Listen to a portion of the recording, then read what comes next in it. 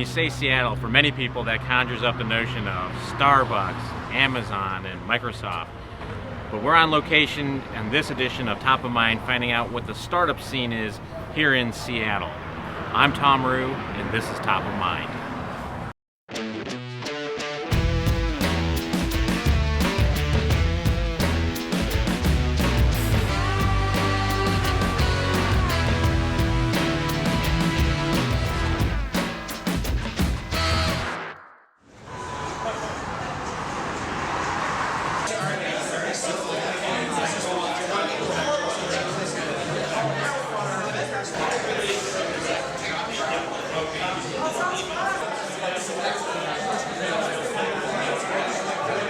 So I'm here with Irina Mann of Hopela.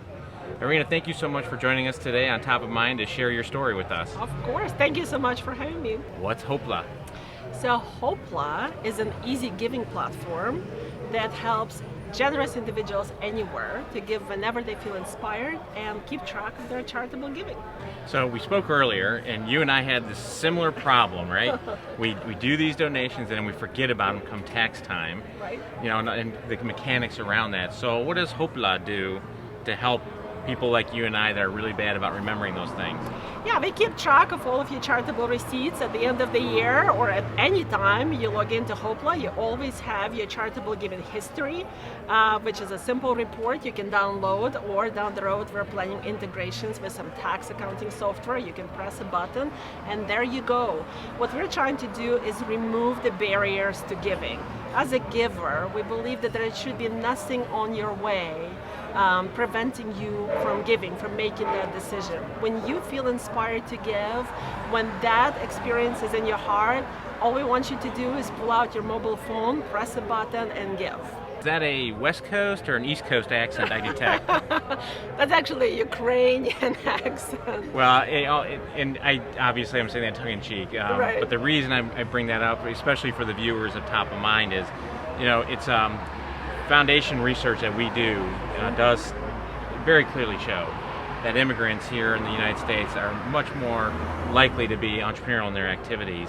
You know, was there anything from your ethnic background that made you feel like once you got here that, yeah, I needed to pursue this entrepreneurial path?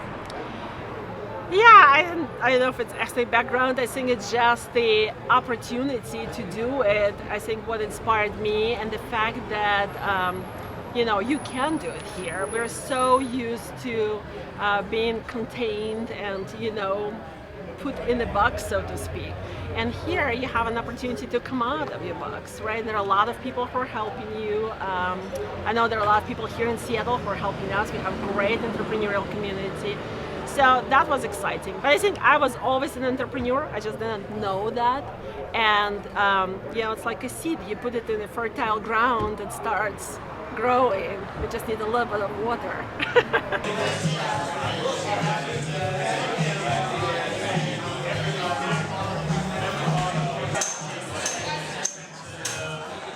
So I'm here with Van Chappell of O Funnel. Van, thank you so much for making some time for us today. Thanks, Tom. It's a pleasure being here. So tell me, what's O Funnel? O Funnel is an online platform for introductions. We believe that there are far too many cold calls that happen by sales professionals, people in business development, and we wanted to provide a way for people to get warm introductions into the leads they need to be successful. So this is a business play. It's not a personal. It's a business play. So we're targeting, if you think about it, salespeople, people in business development, people in recruiting, any type of person that needs an introduction in order to be successful in their work. That sounds like there's probably some algorithms, some mathematics behind that, because you're basically data mining what's out there kind of in the social net broadly. Absolutely. One of the key things is trying to figure out the strength of relationship that exists between the people you know and the people you don't know. So you can figure out if you've got 4 people that have a contact into, say, a Nike or Staples, which is the one that has the highest likelihood of giving you the introduction you need. So that strength of relationship is very important. What was the inspiration? Like, how'd you land on this? So my background is in sales. I spent about a dozen years working for a couple different companies where I was headed up sales. And no one likes making cold calls. And I spent a lot of time on the phone trying to get into accounts. And my partner, actually my co-founder, came up with this idea of talking with a bunch of other people in Seattle. And as soon as he talked about the problem he was trying to solve, I immediately grasped onto it. And so we just started brainstorming about, how could we get rid of cold calls? How could we kill cold calls? And this idea of really taking a net, you've got these individual networks that you've built, LinkedIn, your network, your Facebook network, your Twitter network, your followers. How can we pull all that information together in one place, and not just your information, but if you think about it from a company's perspective, they've got tens, hundreds of employees. How do you have a picture of what the entirety of that network looks like? And that's what we're providing to companies. So apparently this idea warranted the attention of a few other folks. I understand you are a Techstars graduate? We are. We graduated 2 weeks ago from the Microsoft Accelerator here in Seattle. So what was that experience like? It was great. The best thing about Techstars is all the mentorship you get, all the advice you get. You really takes what's a pretty loose idea, and you're really forced to really make it really tight and figure out what is this business going to look like. Make sure it's something that one is attractive to investors, but more importantly, it's attractive to the people that are eventually going to use the product.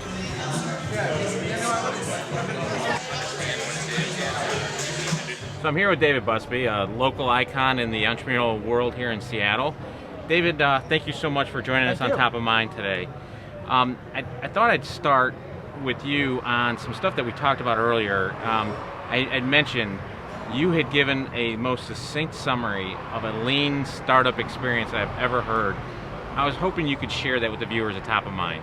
The first step from lean is, no waste. That's what Toyota's vision of lean was, no waste.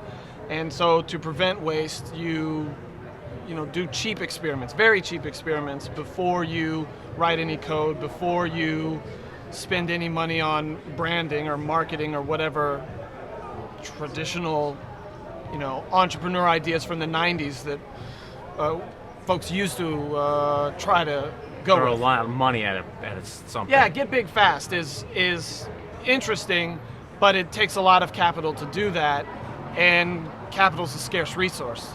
So if you can find out if people are interested in buying your product before you make the product, before you invest in building it, then you're in a much better space. You have money when you start your business, and then you burn up some of that money trying to get there, so you're below this zero line.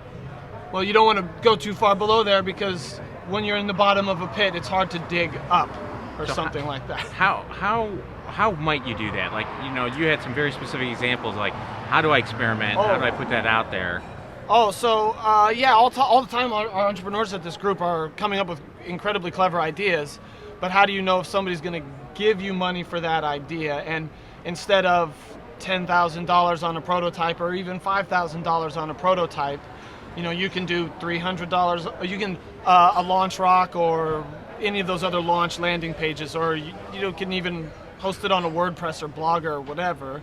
You're out $10 to $50 for that, and then you can run advertising experiments on Facebook, $300. LinkedIn, you would dummy $300. up like a product page or an idea page just to get an interest. Yeah. Like if you're interested, click here. Is that the kind of thing? I'll try to collect an email address every time. I mean, the launch rock model of those landing pages are: here's my value prop, or my idea, the idea space I'm working in. Are you interested in solving email overload or whatever first world problem?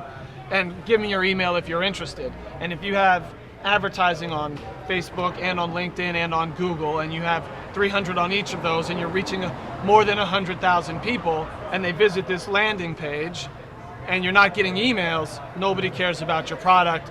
Don't spend $0,000 on development. Tell me, what do you do now? I write code and I solve technical problems. Just recently from this event, I've been coming for 2.5 years, and I found a guy who has his startup and another founder that needed some technical help, and they had customers first. They have Novel concept, huh? It's a pretty novel concept from, hey, I've got a great idea, please be my technical co-founder and work for 35% of zero. I already have 35% of zero, and I'm not interested in getting any more of zero. If we have customers first, and the customers say, I'm ready to give you money, but your technology is not there, that's the right space to be in. You know, too many people put technology first. I'm a programmer. It's very easy to say, here's the idea, let's spend a week writing code and prototyping it. That's an $8,000 experiment. For viewers of Top of Mind, you may want to stay tuned, because in the coming months, we're going to share some of the great footage that we found right here in Seattle on ID8 Nation.